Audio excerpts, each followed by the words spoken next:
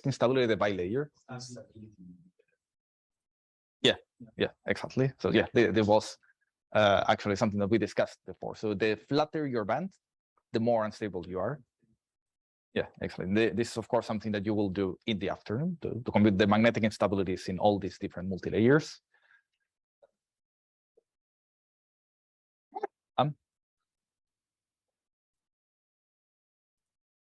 Yeah, so in principle, you can think that the more flat bands you have, or in other words, the bigger the portion of your Brillouin zone you have with flat bands, the bigger your instability, because the more states you have at the Fermi energy.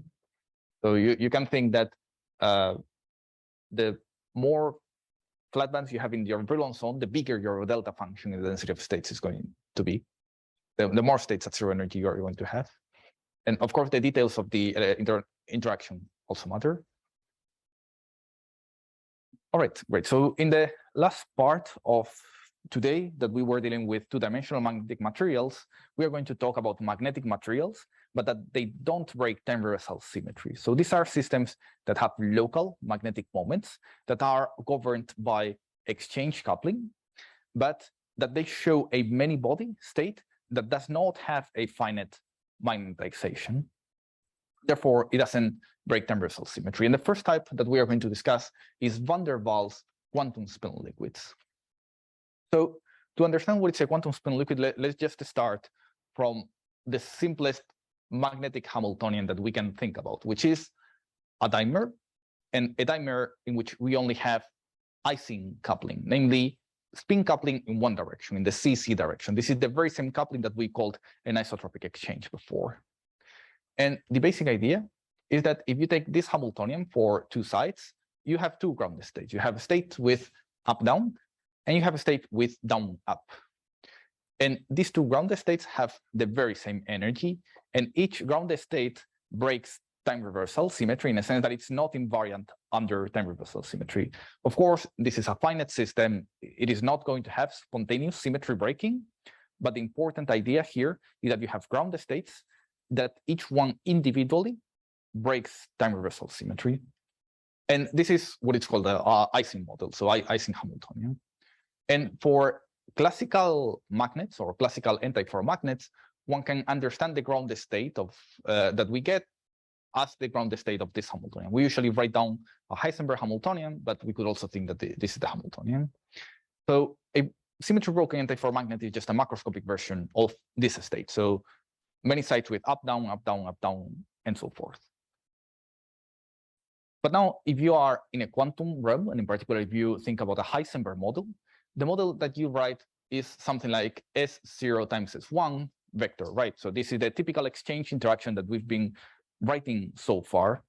And if you now take that S are actually quantum mechanical operators, so they are no longer just classical vectors, but actually, the Pauli matrices, for example, or any high order spin, what you actually get is that the grounded state of this Hamiltonian is no longer a state that breaks time reversal symmetry, but it's a state that has zero magnetization on each single side, and that if you apply time reversal symmetry, you get the very same state. So this is, for example, the case of a spin singlet, right? So if you think about molecular magnetism, usually if you have a Heisenberg dimer like this, the grounded state is this one, and the excited state is the three states that correspond to the spin triplet.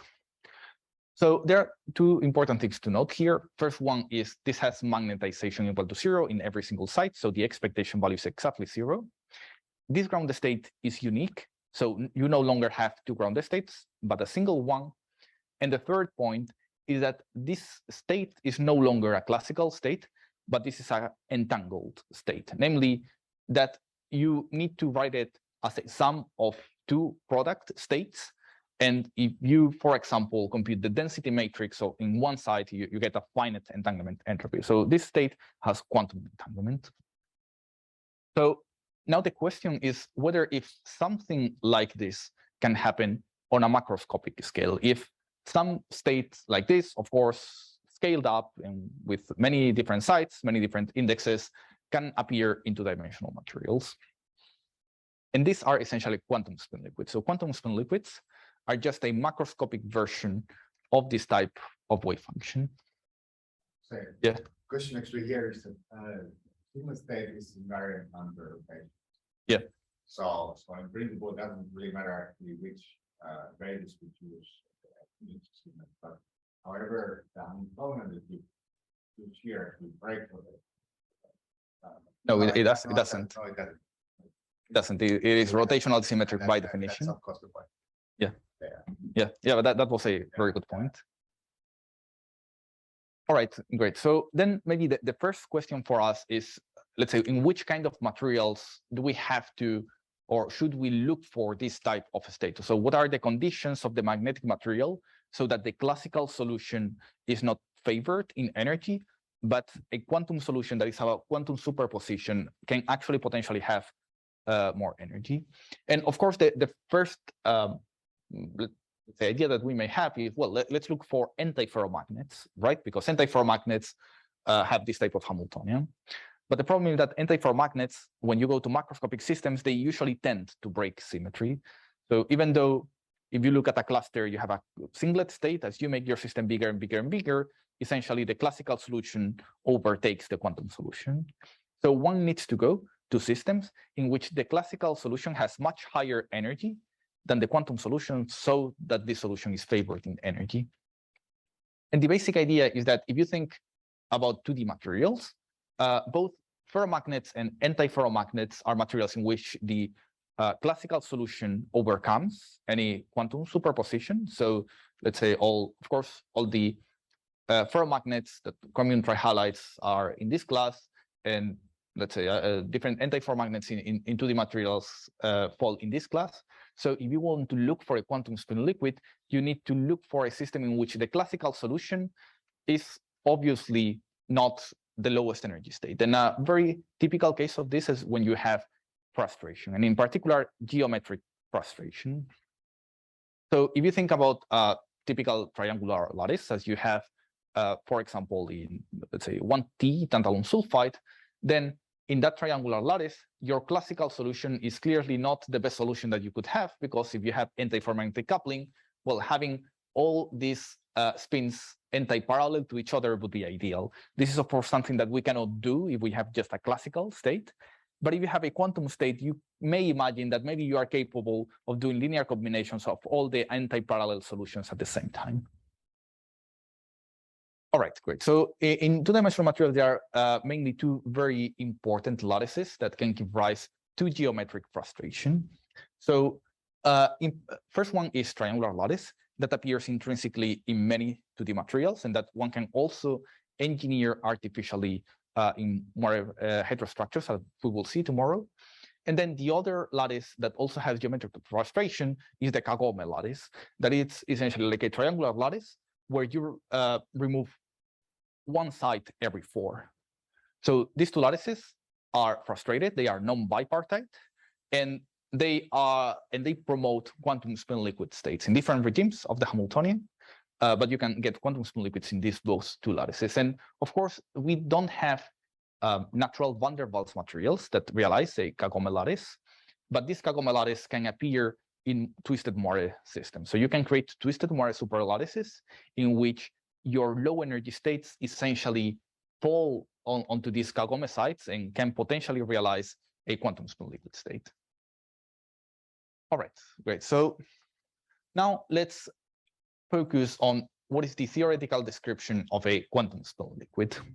And maybe the first thing to note is that quantum spin liquids are very, very different from ordered magnets. And in particular, their excitations are very, very different from the excitations of ordered magnets.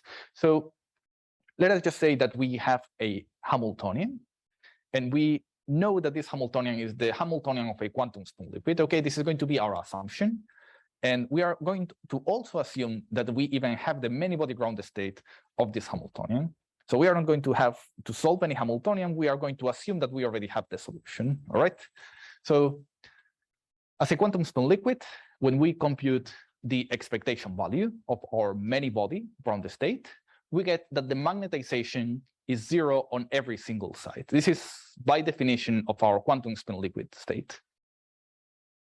And now if we try to let's say, compute what are the quantum excitations above this ground state, we may be tempted to use the Holstein-Primakov transformation that we used before, but we directly see that this transformation directly breaks down, because if our quantum spin liquid requires having zero magnetization on every side, then that means that the expectation value of magnons is very large enough so that it is as large as S, so that we have this zero, but actually our assumption was that it was very small. So quantum spin liquid, the Holstein-Primakov approximation, and in particular the mean field approximation in Holstein-Primakov, just breaks down from the very beginning. So quantum excitations in quantum spin liquids or in materials that have zero magnetization and local magnetic moments are not magnons. So they are something different, and this something different is spinons. And what we are going to do now is to see how we can derive them from a quantum spin liquid state. So the basic idea is that we are going to do a new replacement on the Heisenberg Hamiltonian. So before, what we did is we took the Heisenberg Hamiltonian and we replaced the spin operators by bosonic operators, by creation and annihilation operators of spin 1 quasiparticles. Now what we are going to do is we are going to replace the spin operators, but by some auxiliary fermions that are usually known as Abrikosov fermions or slave fermions.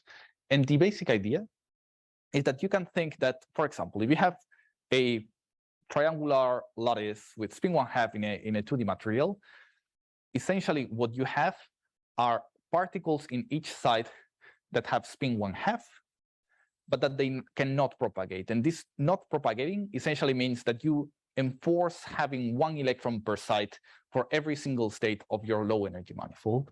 So you assume that you have dynamics in your low energy degrees of freedom that are in the spin, but you enforce every single charge to remain in place. And this is essentially what this approximation takes. So we essentially replace every single spin 1/2 by fermionic operators. So you can think that these particles are particles that have spin 1/2 and no charge.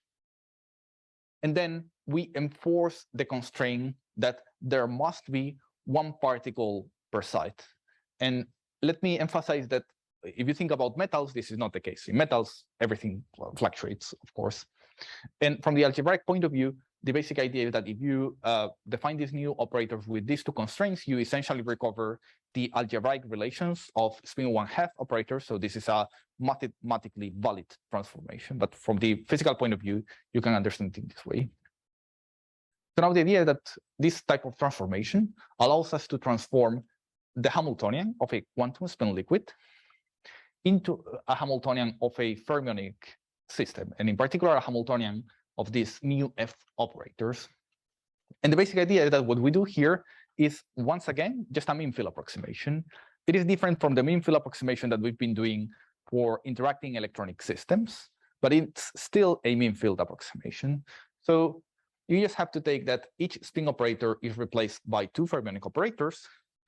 And then, of course, if we start with the Heisenberg model and we make all these replacements in the Heisenberg model, we will end up with a model that has Jij and then 4 fermionic operators that we cannot solve. But again, we can do the mean field approximation there and fold it to a mean field Hamiltonian that it's bilinear in these new fermionic operators and with a certain coefficients Jij that are essentially the mean field parameters of your Spinon Hamiltonian.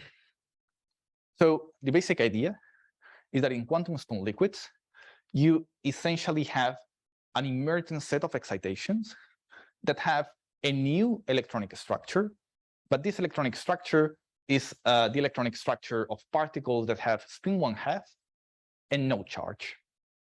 And this electronic structure, or this dispersion Jij, can of course have many different forms. So you can have systems in which the dispersion of your spinons give rise to a finite density of states of spinons at your Fermi energy, that is the 0 energy. And these are gapless spinons with a finite Fermi surface. Then you can also have electronic structures for spinons that give rise to gapped spinons. And then you can also have Dirac spinons, for example. So essentially spinon dispersions in which your Fermi surface is just a single point. And now the interesting idea is that, of course, we cannot measure these dispersions by doing electrical measurements, because all these van der Waals quantum spin liquids are Mott insulators. They are systems in which the charge is completely frozen, and that the only degrees of freedom are in the spin. But one can do, for example, thermal measurements, at least in three-dimensional quantum spin liquids. And this type of excitations, they can carry heat. And at low temperatures, you will see a difference between not having these excitations at low energies, so that your spinons are not capable of carrying heat at very low temperatures, or having many spinons to carry heat, or having just a very few of them. Of course, in two-dimensional van der Waals materials, doing these heat measurements is much more challenging than in three-dimensional compounds, but this can be one way of seeing these spinons. And of course, another way of thinking about possible impacts of these spinons is to consider that spinons are spin 1/2 particles, and magnons are spin 1 particles. So now you can think that if you start combining different van der Waals materials, so you can take a 2D quantum spin liquid with a 2D ferromagnet, you can start thinking about doing interfaces between spin 1/2 excitations and spin 1 excitations, and doing spin transport there may allow you to see effects of these spinons in the quantum spin liquid state. All right, great. And let me just mention that there are a couple two-dimensional materials that realize quantum spin liquid physics, and maybe one interesting one to note is this 1T tantalum sulfide. So this is a 2D material that is very fascinating. So if you don't have any charge density wave in this material, you have a metal, but this material has a charge density wave instability, and essentially your unit cell no longer has 1 tantalum atom, but it has 13 tantalum atoms. And the basic idea is that this new unit cell gives rise to a mini band, and this mini band becomes strongly correlated and gives rise to a local moment. So this 1T tantalum sulfide essentially realizes a triangular lattice of spin 1/2, but this spin 1/2 doesn't live just on 1 atom, but it lives on several atoms at the same time. So you can think that this is a very minimal example of a super lattice, of even a self-moire material. So a material that has mini bands and that the correlated state appears because of the mini bands. And 1T tantalum sulfide is actually one of the candidates for quantum spin liquid physics, just because it realizes a triangular lattice. The triangular lattice is frustrated. The other candidate is ruthenium trichlorine, but that material at zero magnetic field has an ordering. It's a little bit frustrated ordering, but it's some stripy phase in which some spin point up, others point down. But if you apply a magnetic field, the magnetic ordering gets quenched. And there are some reasons to believe that this quenched magnetic order is actually quantum spin liquid state. And finally, of course, quantum spin liquids can have different types of dispersions. And in particular, you can have let's say spinons in the triangular lattice with many different types of dispersions, even with 1 Fermi surface or with 2 Fermi surfaces. So essentially, all the description that we've been using for electrons and for magnons also applies to spinons. And you can, of course, have spinons that have a topological trivial gap, a topologically non-trivial gap, and so forth. So all these concepts also apply to spinon electronic structures. All right, great. So then in the last 10 minutes, let me tell you about the last type of magnetic material, which is heavy fermion van der Waals materials. And the basic idea is that now we are going to think purely about quantum magnetism, and we are going to come back to a problem that we explored both in the first session and the second session, which is the problem of putting an impurity in a 2-dimensional material. So let's imagine that you put a magnetic impurity in a 2-dimensional electron gas. So this is what it's called the Kondo problem. And you may remember that when we were looking at superconductivity, we looked at a very similar problem. But in that case, what we were considering is that this magnetic impurity was a classical magnetic moment, namely just a moment pointing in the up direction, and that it didn't have any quantum dynamics whatsoever. And in that limit, the magnetic impurity just creates a local Zeeman field, a local exchange field. But if you now assume that this magnetic impurity is a quantum spin, so it's, for example, spin 1/2, then the Hamiltonian that you have to write is this one. So this is essentially exchange coupling. So this is spin of the impurity. This is a spin of the electron gas. So this is just the same Heisenberg coupling that we've been writing so far, S times S. But now one of the S's is written in terms of the fermionic operators. And this is what it's called the Kondo coupling.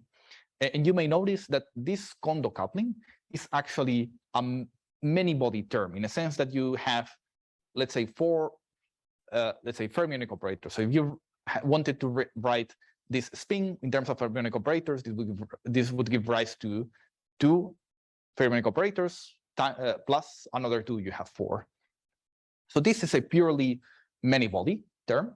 And if you do a mean field approximation to this term, you recover the classical magnetic impurity. But now what we want to do is we want to solve this exactly. And let me emphasize that this is a really, really remarkable problem that it has that is extremely challenging to solve. But one can think that in an approximate solution is actually this one. So you can think that the this big arrow is the spin of the impurity, and this small arrow is some electron in the 2-dimensional electron gas. And what is important is that this is not an eigenstate of this original Hamiltonian, but it's some electron that it's at a certain distance. So the basic idea is that in the Kondo problem, you can think that this magnetic impurity gets completely screened by 1 electron of the conduction gas, and your many-body ground state is a singlet times your former 2D electron gas.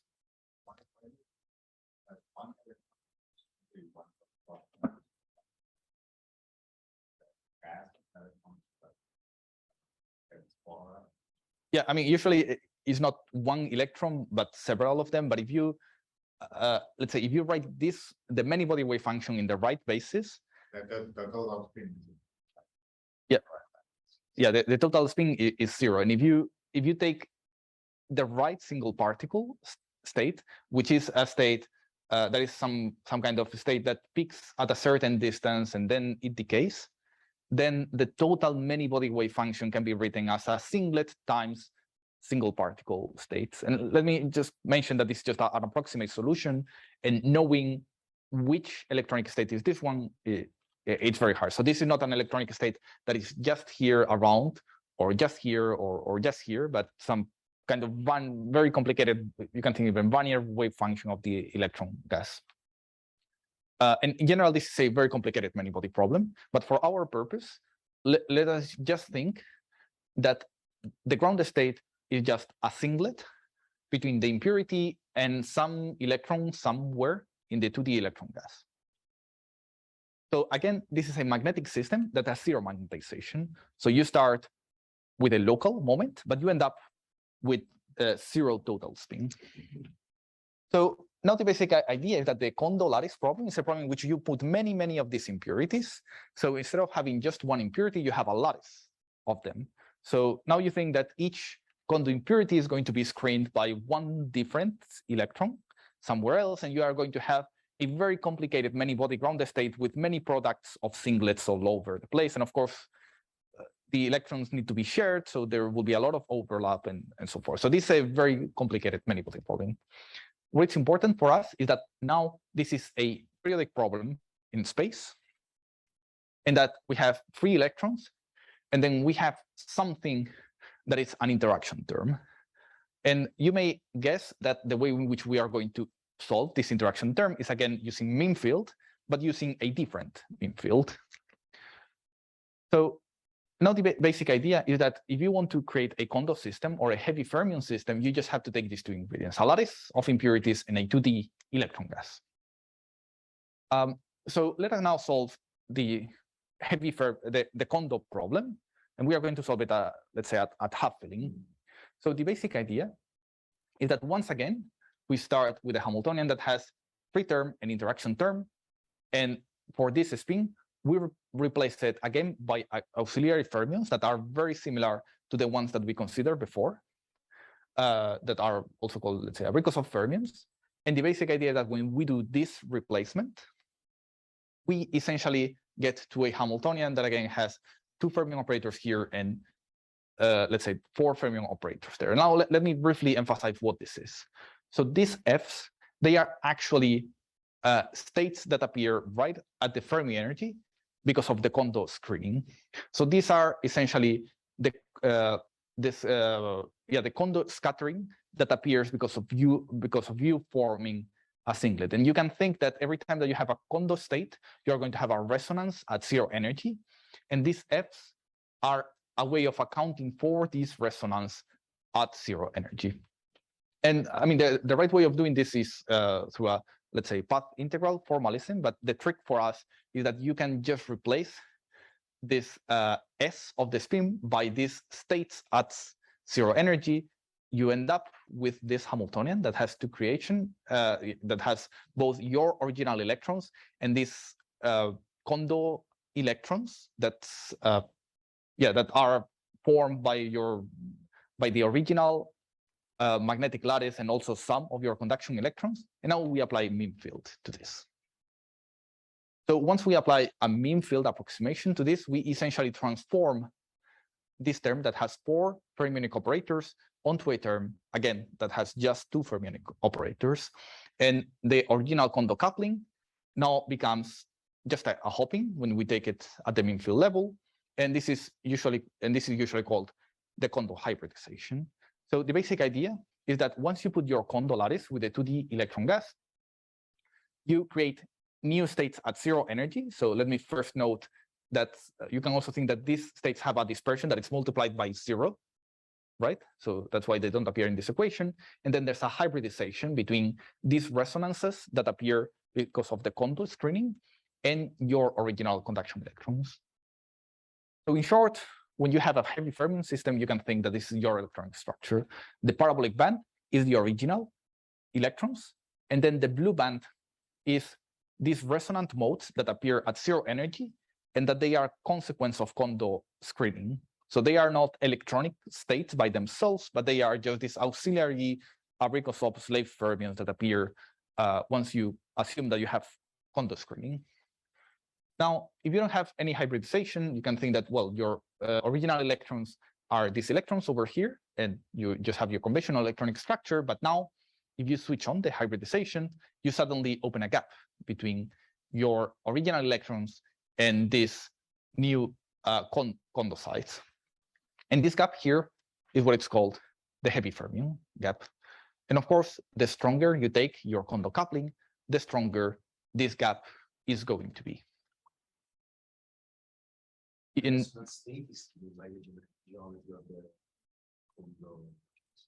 So this flat band state.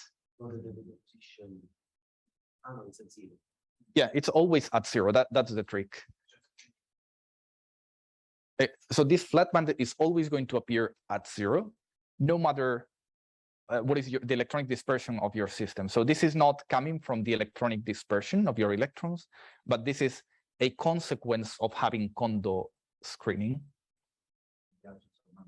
in the absence of magnetic field. If you apply magnetic field, technically they go to finite energies. So again, this is a very phenomenological way to treat this heavy fermion problem, but this is usually the trick. You have real electrons, and then the Kondo screening creates suddenly a new band at the Fermi energy of states that they are not truly electrons. They are not the electrons of your magnetic sites, but they are just a way of accounting for the scattering of a Kondo site. Does that really even require lattice? I mean, to talk about the momentum, just the momentum requires lattice. Yeah. So you're saying that you could also.